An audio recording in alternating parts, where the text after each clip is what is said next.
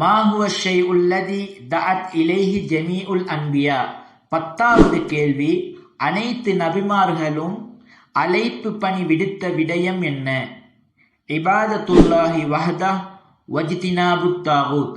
அல்லாஹ் ஒருவனை மட்டுமே வணங்குவது, மேலும் தாகூத்துகளை புறக்கணிப்பது என்பதின் பக்கமே அழைப்பு பணி செய்தார்கள். மன்ஹும் அவுலியா உல்லாஹ்.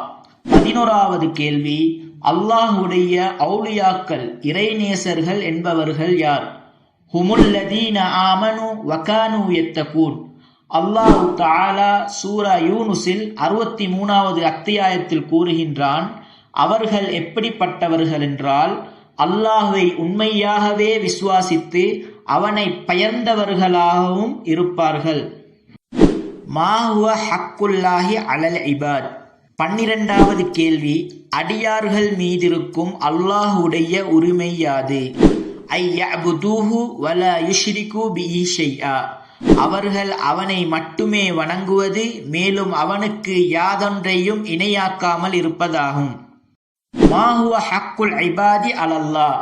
13வது கேள்வி, அல்லாஹ்வின் மீது அடியார்களுக்கு இருக்கும் உரிமை யாது?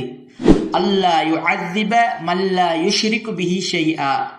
எவர் அவனுக்கு எந்த ஒன்றையும் இணையாக்கவில்லையோ அவரை அவன் தண்டிக்காமல் இருப்பதாகும்.